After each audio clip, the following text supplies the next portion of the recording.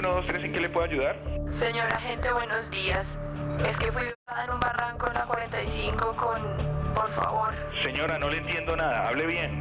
Señor agente, me violaron, ayúdeme, por favor. ¿Qué emergencia tiene? Señor, me violaron. Regale la dirección. En la 45 abajo, búsqueme. ¿Dónde está? En un barranco. Calle 45, ¿cómo se llama el barrio? Rosaceli, no sé, no me puedo mover. Esta estremecedora llamada fue hecha por una mujer justo después de ser violentamente atacada por un compañero de clase al que consideraba su amigo. Lo que siguió fue una serie de malas decisiones tomadas por diversas entidades estatales, las cuales podrían haber sido determinantes para la vida de la víctima. A continuación voy a hablaros de Rosalvira Celi, cuyo trágico final significó un cambio extraordinario en la legislación colombiana. Si quieres conocer todos los detalles de esta impactante historia, no te pierdas este vídeo.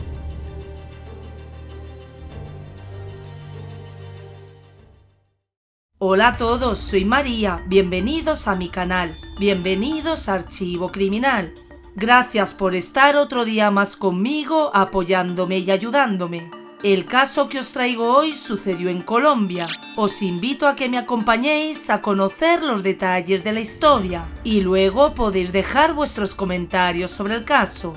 Si el contenido os parece interesante e informativo, os pido que le deis a like, ya que de esta forma me estaríais ayudando.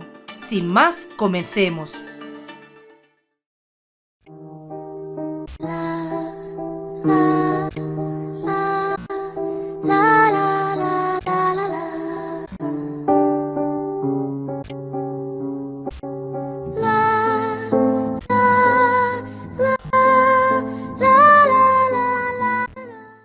El caso de Rosalvira Celi. Rosalvira Celi nació el 24 de febrero de 1977 en el municipio Santa Bárbara, en Antioquia, una ciudad situada a 8 horas de distancia de Bogotá, Colombia. No es mucha la información disponible sobre su niñez, su juventud y su entorno familiar. No obstante, se sabe que fue hija de una mujer llamada María Aurora y que tuvo una hermana, Adriana Aranda, y 2 hermanos, Diego y John. Se desconoce la identidad del padre, por lo que se presume que no estuvo presente en la vida de Rosa y sus hermanos. De cariño, Rosa era llamada Gordita por sus familiares, mientras que sus amigos le decían la Mona. Según algunos conocidos de Rosa, su madre llegó a maltratarla en algunas ocasiones, y más de una vez las discusiones entre las dos mujeres terminaron con advertencias en comisarías especializadas en conflictos familiares. Los Celi eran de pocos recursos económicos, por lo que Rosa empezó a trabajar por las noches desde que estaba en edad escolar. Luego, la joven debió abandonar sus estudios para tener un empleo a tiempo completo y ayudar al sustento familiar. Fue así como desempeñó diversos oficios, desde camarera y monitora de rutas escolares hasta encuestadora. En algún momento, Rosa y su familia se mudaron a Bogotá, aunque no se sabe con certeza cuándo ocurrió el traslado a la capital colombiana. Tras varios años sin estudiar, la joven se inscribió nuevamente en la escuela para completar su formación académica, pero su vida estaba por dar un nuevo giro. En 1999, cuando tenía 22 años, Rosa conoció en un bar a un hombre llamado Gerardo Martínez Lemus, con quien rápidamente entabló una relación. Sin embargo, la convivencia como pareja nunca fue sana.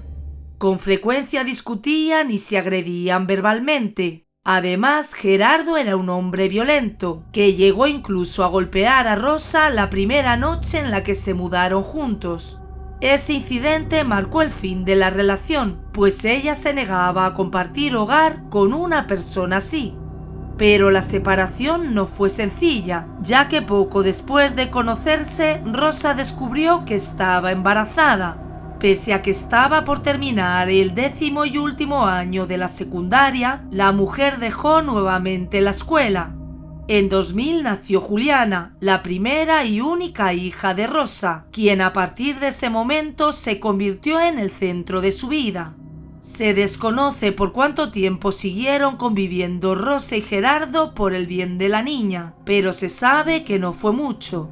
La relación inevitablemente terminó de desmoronarse y Rosa crió a su hija como madre soltera con la ayuda de su madre. Por su parte, Gerardo se distanció de su propia hija y acumuló registros por falta de pago de la asistencia alimentaria que le correspondía a la niña. Según la familia de Rosa, ella nunca fue de tener novios, aunque sí era una mujer muy sociable y conversadora que no tenía dificultad para entablar amistad con personas del sexo opuesto. Además del padre de su hija, la única otra pareja que le presentó a sus familiares fue un hombre llamado Manuel, quien trabajaba en una empresa de eventos y con frecuencia llevaba a Rosa a las fiestas organizadas por la compañía, ya que a ella le encantaban la música y el baile. Rosa y Manuel comenzaron a salir alrededor de 2004 y su relación duró hasta que una tragedia inesperada los separó de forma irremediable. Pero varios años antes de que esto ocurriera, en 2005 la familia Celi atravesó otra terrible pérdida cuando Diego, uno de los hermanos de Rosa, falleció a manos de otras personas. Según sus amigos, Rosa nunca se recuperó por completo de ese traumático evento, pero siguió luchando para salir adelante. Rosa vivió durante muchos años junto a su madre y su hija, pero en 2010 se vieron obligadas a separarse debido a que en la habitación que alquilaban no podían estar 3 personas. Fue así como Juliana quedó al cuidado de su abuela, mientras que Rosa se mudó a una habitación en casa de una amiga que conoció en la iglesia. Al igual que el resto de su familia, ella era de fe cristiana y colaboraba con la congregación del barrio Galerías de Bogotá. En ese mismo barrio también alquilaban su madre y su hija, por lo que Rosa no dejó de estar siempre presente en la vida de Juliana y de atender todas sus necesidades, aunque le dolía no poder vivir con ella. Ella era una mujer diligente, pero no le gustaba el trabajo de servicios generales. Por eso en 2012 decidió finalmente terminar sus estudios y hacer el examen de validación de educación secundaria para poder graduarse y conseguir algo mejor. Según amigos de Rosa, ella tenía el sueño de estudiar para ser psicóloga o trabajadora social. Para cumplir su aspiración vocacional y poder también proveer un mejor futuro a su hija, se inscribió en el Colegio Técnico Manuela Beltrán. Rosa se registró para asistir a las clases nocturnas, ya que durante el día trabajaba en un puesto de dulces, cigarrillos y alquiler de teléfonos para llamadas, ubicado en el oriente de Bogotá, frente al Hospital Militar. Allí ganaba alrededor de 25.000 pesos colombianos diarios, es decir, poco más de $12 al cambio de ese momento. En el colegio, Rosa era conocida como una estudiante promedio, pero también era una de las más queridas, pues socializaba mucho con sus compañeros. Yurani, una de las alumnas de su curso, mencionó en una entrevista una ocasión en particular en la que Rosa intervino cuando ella y otra mujer estaban a punto de golpearse después de una acalorada discusión. Aunque no era una mujer fiestera, a Rosa le gustaba salir a bailar y divertirse de vez en cuando. La mayoría de sus salidas eran con otros compañeros de clases. Fue en una de esas salidas cuando el grupo fue a un karaoke en la zona que la vieron con otro hombre que estudiaba en el mismo instituto, aunque en otra sección. Su nombre era Javier Velasco y los amigos de Rosa lo describieron como un señor que llevaba aretes y andaba en motocicleta. A pesar de que él y Rosa parecían ser cercanos, la mujer aseguró que eran solo amigos. Efectivamente, para ese entonces ella estaba aún con Manuel y nunca la vieron compartir nada más que un baile y un par de cervezas con su compañero de colegio. Javier nunca despertó ninguna alarma entre los otros alumnos, quienes lo veían como un hombre muy sociable y de buen humor. Sin embargo, nadie podía imaginar el verdadero monstruo que se ocultaba detrás de esa fachada. El 23 de mayo de 2012 comenzó como un miércoles cualquiera para Rosa. Una semana atrás había pagado los 31.000 pesos, que equivaldrían a unos $8, para presentar el examen de validación de la secundaria. Esa mañana la mujer se levantó muy temprano y fue a buscar a su hija en donde vivía con la abuela para llevarla al colegio, como siempre hacía. Tras despedirse de Juliana, que tenía en ese momento 12 años, frente al colegio Palermo, Rosa se fue a su trabajo. La mujer estaba sufriendo de fuertes dolores abdominales, lo cual le hizo pensar en no ir al colegio esa noche y quedarse en casa descansando. No obstante, Rosa tenía problemas de gastritis frecuentes, así que solo se tomó una pastilla y un té que le ayudaron a aliviar su malestar. Al terminar su jornada laboral a las 5 de la tarde, pasó por Juliana al colegio y la llevó de regreso a su casa antes de irse con dirección al instituto para asistir a clases. Esa noche, alrededor de las 10, Rosa salió del centro educativo acompañada de Javier y otro hombre llamado Esmer Mauricio Ariza. Tenían planes de ir a un bar en la localidad de Chapinero a tomarse unas cervezas juntos. Los dos hombres andaban en motocicleta y Rosa se encontró con ellos en el local poco después de salir del colegio. No era la primera vez que se juntaban, ya que con frecuencia se armaban salidas en grupos de hasta 30 personas, todos estudiantes. Sin embargo, esa noche fue diferente. Tras unas 4 o 5 cervezas, Javier se ofreció a llevar a Rosa hasta su casa. Ella no vio problema alguno en aceptar el favor de un supuesto amigo. Lamentablemente, esta sería la peor decisión de su vida. Con Rosa en su moto alrededor de las 2 o las 3 de la madrugada, el hombre se desvió en el camino y condujo hacia un lugar cerca del río Arzobispo, en el Parque Nacional de Bogotá. Allí la golpeó en la cabeza con su casco, dejándola desorientada y casi inconsciente. Entonces Javier la tiró al suelo con violencia. Luego abusó sexualmente de ella y la atacó numerosas veces con algún objeto afilado, causando heridas profundas. Y como si tanta depravación no fuese suficiente, el atacante también tomó algún tipo de rama u objeto de madera que encontró cerca y la atravesó. Finalmente, satisfecho y sin una pizca de remordimiento, Javier se subió a su motocicleta y se fue rápidamente del lugar, dejando a Rosa agonizante. Pero sorprendentemente la mujer había recuperado el conocimiento y se aferraba a la vida a pesar de la gravedad de sus heridas. Aunque estaba débil y sin fuerzas, logró tomar su teléfono móvil y marcó a la línea de emergencias en Colombia.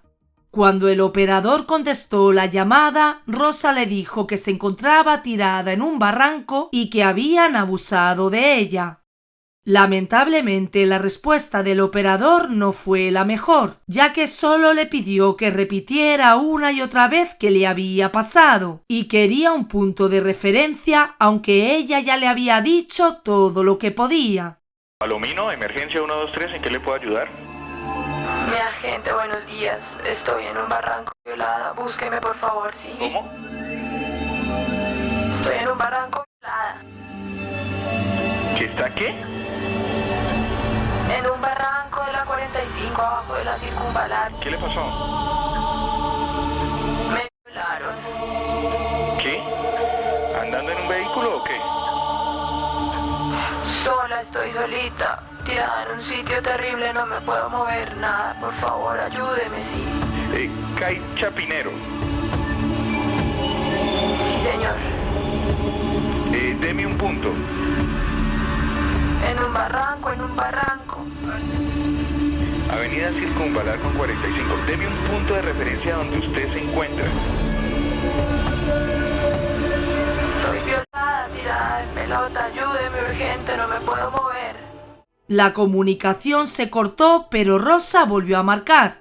En esta ocasión logró dar más información y fue transferida a la línea policial. Emergencia 123, ¿en qué le puedo ayudar? Señor agente, buenos días. Es que fui violada en un barranco en la 45 con... Por favor. Señora, no le entiendo nada, hable bien. Señor agente, me violaron, ayúdeme, por favor. ¿Qué emergencia tiene? Señor, me violaron. Regale la dirección. En la 45 abajo, búsqueme. ¿Dónde está? En un barranco. Calle 45, ¿cómo se llama el barrio? Rosa Celi, no sé, no me puedo mover. Cuando la llamada se cayó por segunda vez, fue la policía de Chapinero la que contactó directamente a la víctima. Siguiendo los pedidos del teniente que habló con ella, Rosa logró decirle que veía y escuchaba agua que se encontraba en un barranco y que tenía muchos árboles alrededor. Con esta información, las autoridades comenzaron la búsqueda. La línea de tiempo en la que ocurrieron estos eventos no quedó totalmente clara, ya que inicialmente se había reportado que la primera llamada de Rosa se había hecho hacia la 1:30 de la madrugada, mientras que un coronel de la policía aseguró que la llamada se había realizado a las 4:50 de la mañana.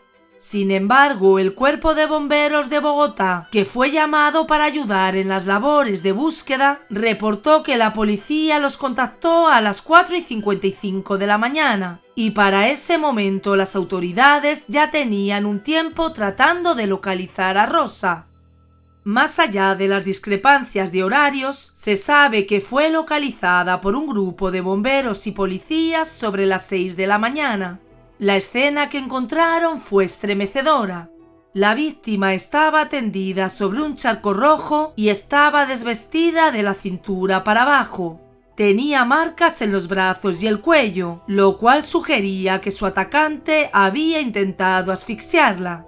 Además, tenía un fuerte golpe en la cabeza y heridas graves en sus partes íntimas.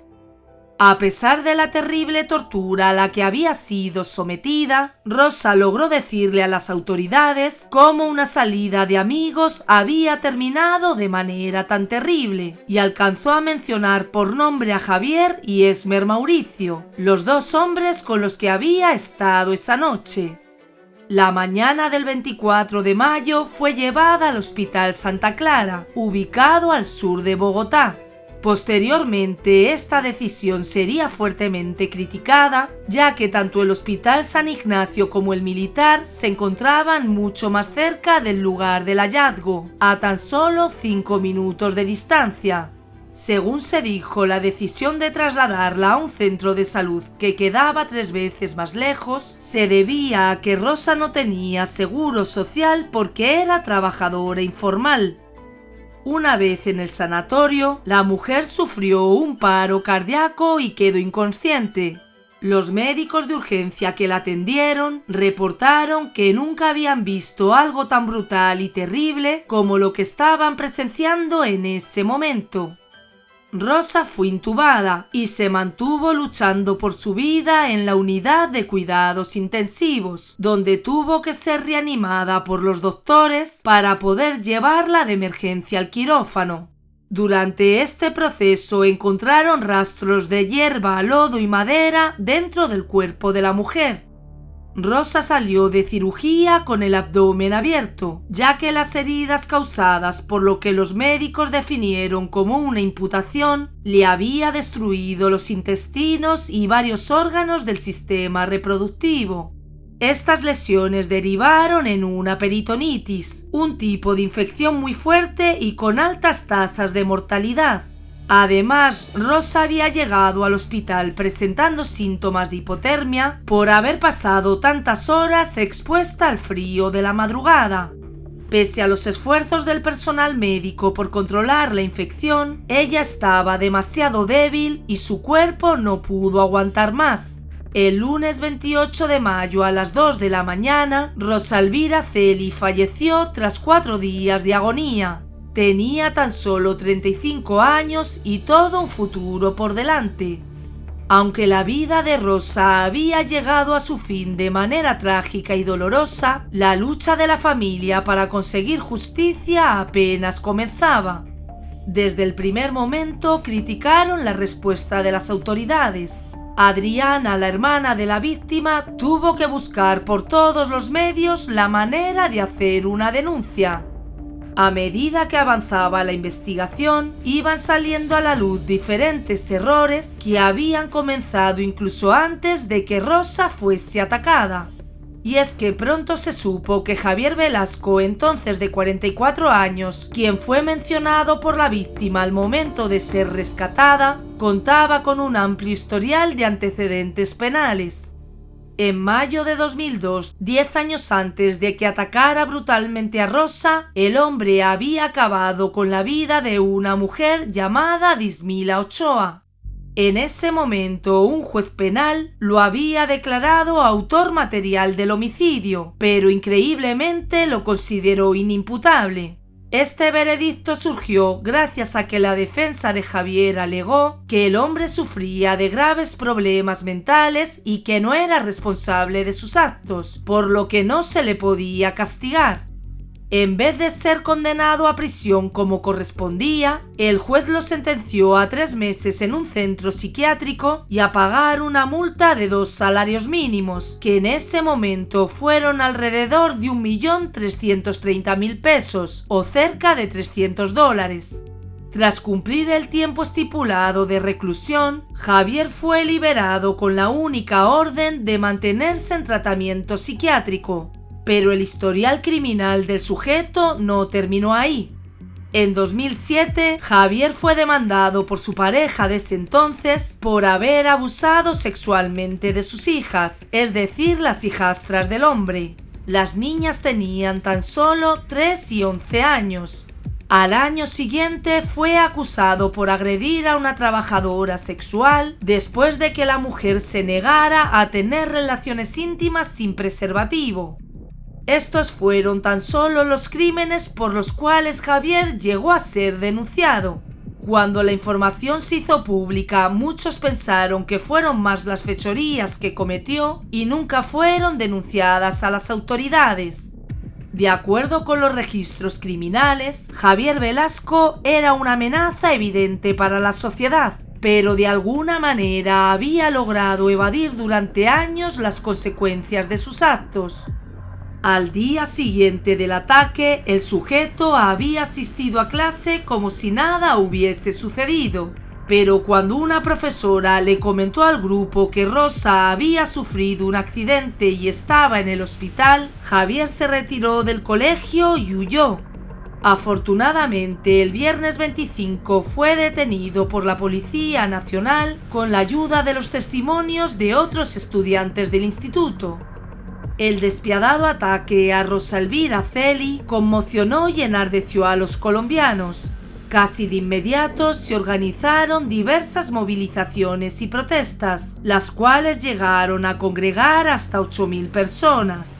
Según el general Roberto León Riaño, la captura del hombre había sido una respuesta a las demandas de los grupos de mujeres que se habían organizado para protestar y exigir que el crimen no quedara impune.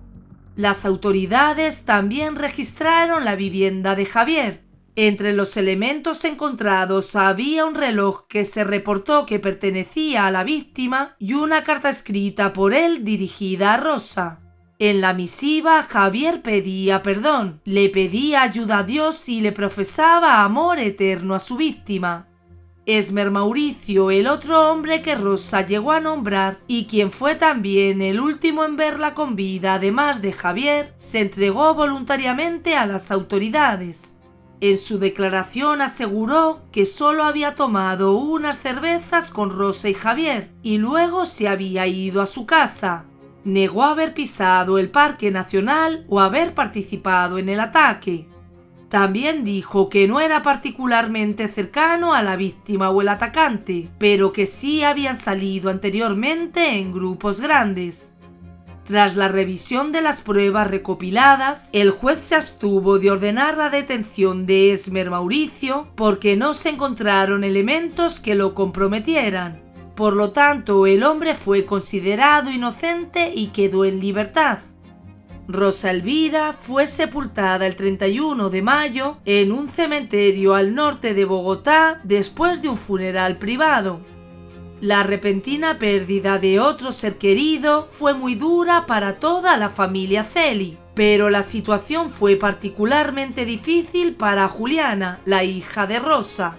Inicialmente, el día del ataque, a la niña le habían dicho que a su madre la habían robado y golpeado en un parque y que estaba en el hospital. Luego, cuando la salud de Rosa se complicó, le dijeron que debían operarla del estómago y que rezara por ella, ya que no se sentía bien. Juliana no se preocupó de más porque sabía que su madre sufría de gastritis y pensaba que la operación estaba relacionada con eso.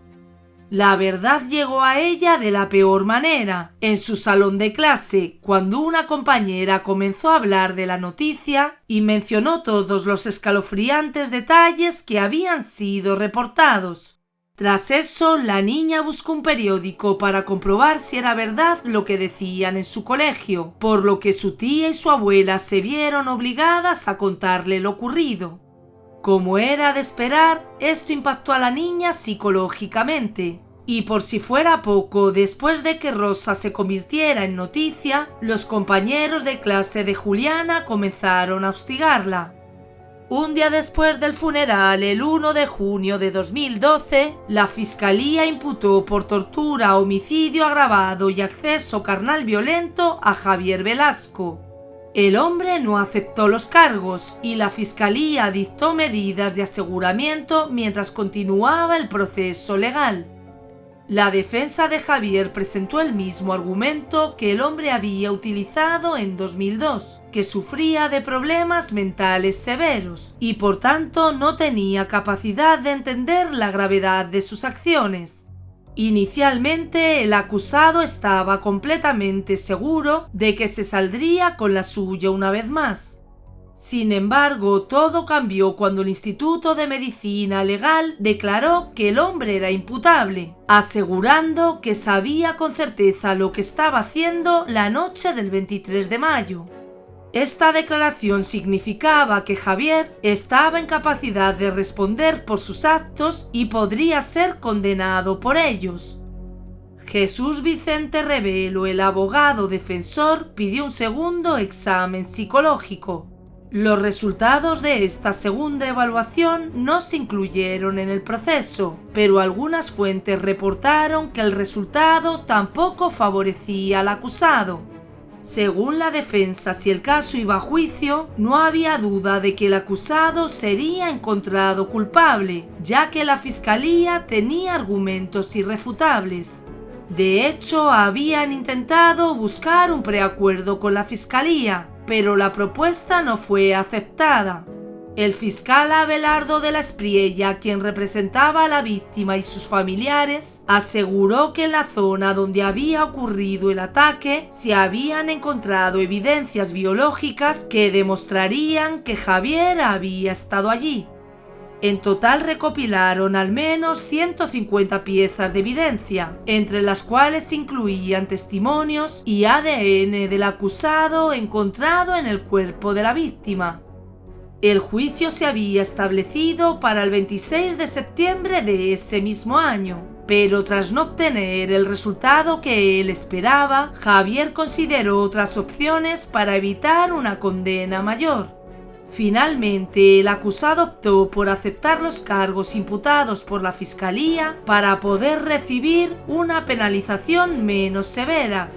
Según las leyes colombianas, de haber aceptado los cargos desde el primer momento, Javier hubiese podido recibir una reducción de hasta la mitad de la condena.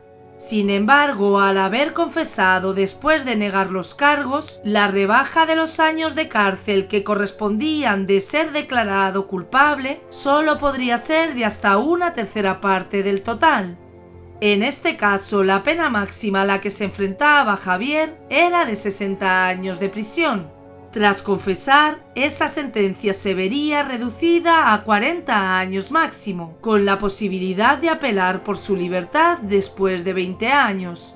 Sin embargo, la fiscalía aseguró que no iban a aceptar una pena menor a 48 años y estaban dispuestos a apelar si el juez imponía una condena menor. Finalmente, el 26 de diciembre de 2012, la jueza del caso condenó a Javier Velasco a 48 años de prisión por los delitos de homicidio agravado, acceso carnal violento agravado y tortura. Además, se le ordenó pagar una indemnización de 800 salarios mínimos, que en el momento correspondían a unos 453.600.000 pesos colombianos. A la fecha de este vídeo serían alrededor de 116.482 dólares.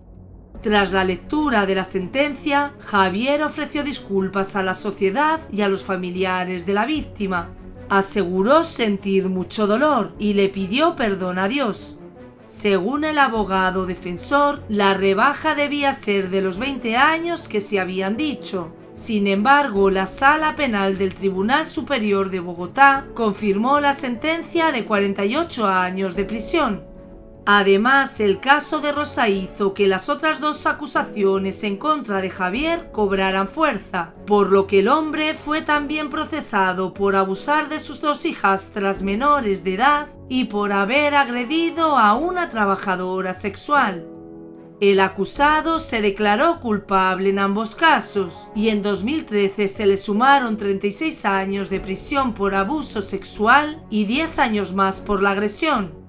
Javier fue llevado a la cárcel La Modelo de Bogotá. Entre las tres condenas, el hombre acumuló un total de 94 años de prisión, lo que significaba que pasaría el resto de su vida tras las rejas. Aunque la parte penal del caso había tenido un desenlace favorable, dentro de lo posible la familia de Rosa no estaba satisfecha. Y es que durante todo el proceso no pudieron dejar de notar la enorme cantidad de errores y el mal manejo de la situación que habían tenido los diversos organismos estatales. Por lo tanto, los Celi se reunieron con un grupo de abogadas especializadas en temas de género para presentar una demanda, con la intención de hacer una llamada de atención hacia el Estado y que asumiera su responsabilidad en lo ocurrido.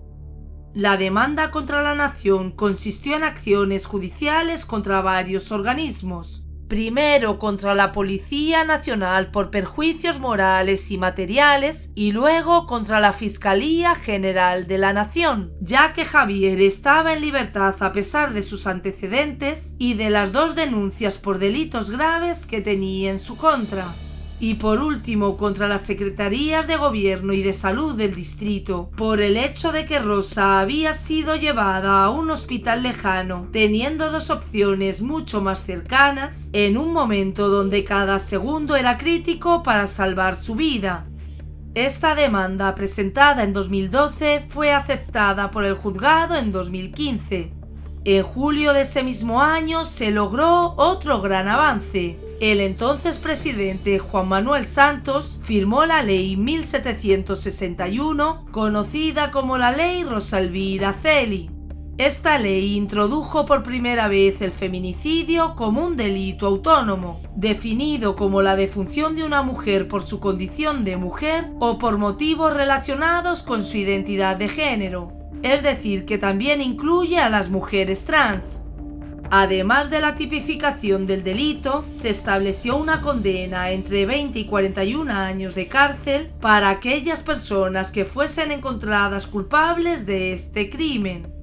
Para Adriana, quien se había dedicado a informarse y trabajar arduamente en el área de la violencia de género tras la muerte de su hermana, la entrada en vigencia de esta ley significó que Rosa no había sufrido en vano.